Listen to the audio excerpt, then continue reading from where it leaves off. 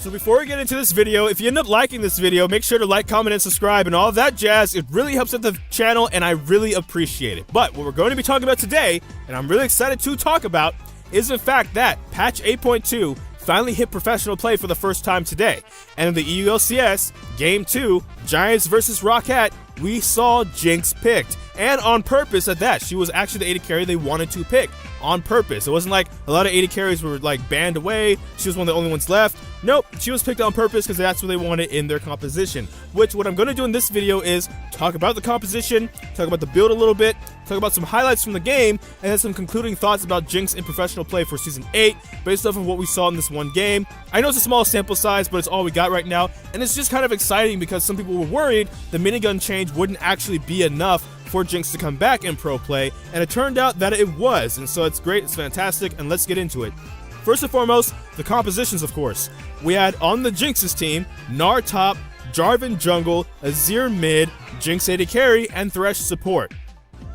One of the things is, Giants ran a composition that honestly was out of Season 5. It was nostalgic even, if you will, if you used to watch pro play back in Season 5, and it was kind of cool to see. On top of that, you had things like the Narvin combo, the Jar-Narvin combo. If you don't know about that, back in Season 5, it was called the Narvin because like the Jarvan would ult, and then the Gnar could follow up with his ult.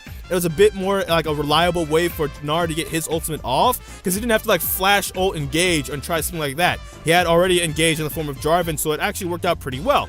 On top of that, Azir has his wall, and he also wants to scale as well. So if Jinx is able to make it to late game, it means Azir most likely made it to late game as well, and we'll also have then 2 threats on this team, as well as a beefy front line. And I brought up Azir's wall because then he also has CC that both the Gnar can work with, the Jarvan can work with, maybe Thresh can work with if they pick someone out with the wall. Jinx, of course, with her Flame Chompers has CC, and then Thresh has a bunch of CC in his kit. So honestly, all 5 members had CC that they could then chain together also in team fights, which is why I think this comp actually worked out so well in the way it did, was because it wasn't really reliant on that one person landing a hook, or else that was it, or like I said, Gnar flash ults engaging, or else they had no way they could fight anybody. Furthermore, the enemy comp also lacked a lot of tanks, so it wasn't like that Jinx had to maybe even delay triple crit to like build a Last Whisper early or something like that. You had Jace top lane, you had Camille jungle, you had Galio mid, Caitlyn AD carry, and then Braum support. And yeah, Braum and Galio could both get beefy, but Braum as support wasn't going to get super beefy right away, and Galio was an AP threat, so he was going to build AP first before he gets beefy. So even though Jinx would probably need a Last Whisper eventually, she wasn't going to need it right away, and that was actually pretty good.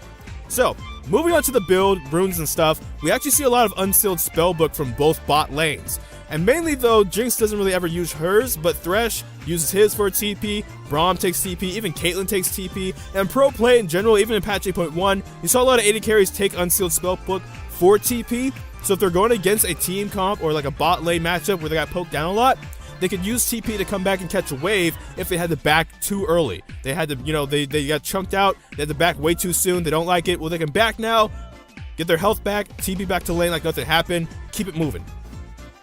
So we saw the Doran's shield start as well because it was against Caitlyn lane, long range poke. That helped with some sustain as well. We also saw the commencing stopwatches, of course. We're in the league of stopwatches, if you will. And the thing about this that I want to touch on really quick is it also deters quite a bit of dives.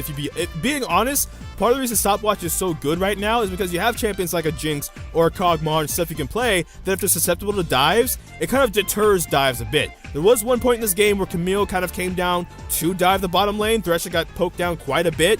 But with the stopwatches still up, it made it a bit more risky because then you could try diving them, and then if you die, well then it's supposed to be a clean dive in and out. It's not really worth giving gold to either one of them, especially if the Jinx got it. She still had most of her health and stopwatch up. So it's like, well, you know what, never mind. So stopwatch in general also has just been a really good deterrent for dives if you're a champion that's like gets dove really easily in lane, especially if you get dove really easily under tower. Like it's one thing if you're up in lane and you get like jumped or whatever, ganked because you're too far up. It's another thing when you're under tower just getting destroyed. And stopwatch kind of helps that a little bit.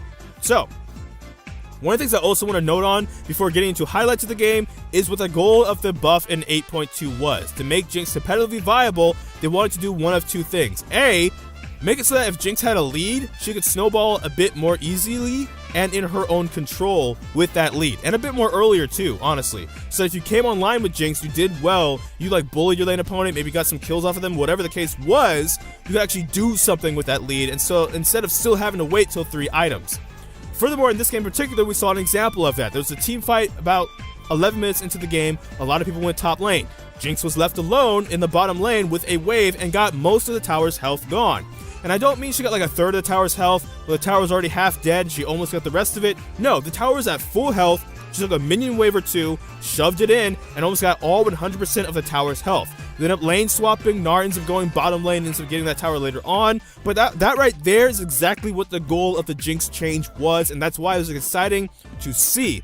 We wanted to see more of that with this change. It's like, hey, if you pick Jinx and you leave her alone, she's going to take your objectives. So even if she doesn't have a lead or she's not crazy snowballing out of control, you can still do something with her in a composition. Especially a composition like this, where between a lot of the peel, the front line, and the engage, Jinx can honestly play janitor just as much as she can play hard carry, which was great.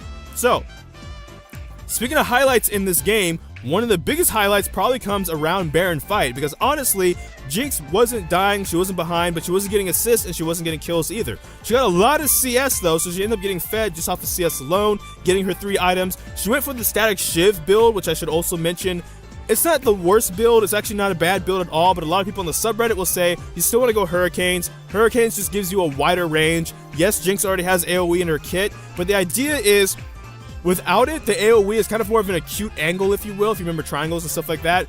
With Hurricane, sometimes the side rockets will literally go sideways to hit targets if they're close enough. So you can just hit more people in a wider range. On top of that, if there were a lot of tanks and they're all clustered together, the damage between the smaller rockets and the bigger rockets stack, so you're just doing a lot more damage to both squishy and beefier targets. Now in this game, there wasn't a lot of tanks like we mentioned, so they went the more Energizer build for the wave clear to get fed that way, and also because if you are going to be doing just a lot of singular damage, or just like smaller range AoE damage, there's a lot of squishy targets anyway, so if as long as you're critting, it's going to actually kind of be fine. But going back to the Baron I was talking about, this is when the game kind of took off a bit more for Giants, because Jinx throws down her Flame Chompers and flashes away from the Camille, who, what they want to do is they want to like ult onto a target and the Galio ult on top of them, kind of just, you know, chain CC them to death and then destroy a target, like Jinx for example. And then what happens here is because Camille tries to dash over the Flame Chompers, and that old Flame Chompers change from a couple patches ago actually, she gets stopped. Makes a perfect opportunity for Thresh to hook her, and then a team fight breaks out right there, where Jinx ends up with 4 assists because Giants actually just get 4 kills off of that. Now no, the game doesn't really snowball too far out of control from that alone. They end up getting Baron, and then a few more skirmishes happen, in which case Jinx gets a couple more kills off of there, and she actually ends the game 4-1-4. She does die one time, because in base she gets excited and ends up getting killed actually by the enemy team when they all respawn, when they're trying to end the game, and they don't quite end the game, they just hit the inhib instead, which is fine. But in general, this game also is kind of designed to easily help a Jinx succeed, and I think that's okay, honestly. Some people will be like, something would be actually wrong with either Steeelback as a player or Jinx as a champion if she didn't succeed in a comp like this. And I honestly believe that's a fair statement, but I honestly think that's also fine because in past seasons, even if a comp should have favored Jinx, people still weren't picking her for whatever reason. And now they are. All they had to do was change the minigun. Honestly, nothing really changed maybe in professional play, because if you do coordinate it right, an AD carry will get alone time with a tower to knock it down, but honestly, Jinx can do it a lot sooner. You max the Q, you get 130% attack speed up from 170, and it just maybe is just nice in a professional setting where every moment counts. You broadcast to tens of thousands to hundreds of thousands of people that watch every week.